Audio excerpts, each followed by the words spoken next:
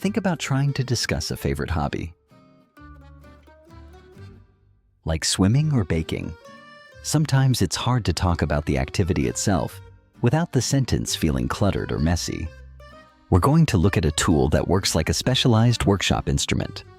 It takes a word and physically changes its shape, allowing it to fit neatly into a brand new slot in your sentence.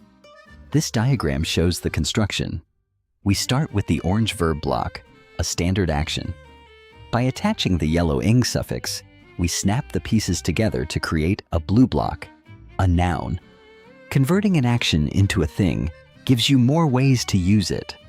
It takes a word previously limited to one job and lets you use it in different parts of your conversation. This graphic shows the transformation up close. By adding that suffix, we turn an active movement into a stable concept. In grammar, this new stationary block is called a gerund. Look at the examples at the bottom. The active verb eat becomes the noun eating. This shift gives you 3 abilities. You can name the activity, categorize it, or debate whether it's a good idea. By turning an action into a noun, you can handle abstract activities as if they were physical objects that you can move around your sentences. While the shift is easy to say, writing these words requires us to follow 3 specific spelling rules to keep things looking clear. The left column shows standard addition, suffixes attached directly, so learn becomes learning. In the center, verbs with a silent E, like bake, drop the letter first. On the right, consonant doubling adds an extra letter to short verbs, like run. Memorizing these patterns is the most direct way to ensure your written sentences look professional. Now that we can spell them, let's see how they work in a sentence. A gerund often acts as the main subject, the anchor of your thought. This visual shows how we keep the sentence balanced.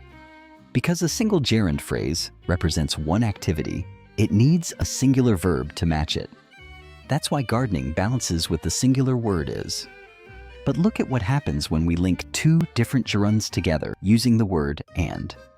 Linking 2 gerunds creates a plural subject. To keep the logical consistency of the sentence, we now need a plural verb like are.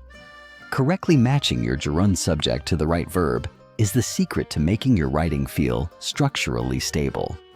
We've seen them at the start of a sentence, but gerunds frequently appear at the end too, acting as the object that receives an action. In the top row, the gerund creates a straight link between a person and a behavior. Sarah enjoys cycling. It works just as well for groups. In the bottom row, the team is directly linked to the behavior they appreciate, training. Notice how the gerund allows you to connect a subject to a behavior using just 3 main parts. This structure makes it easy to describe habits and preferences with total clarity.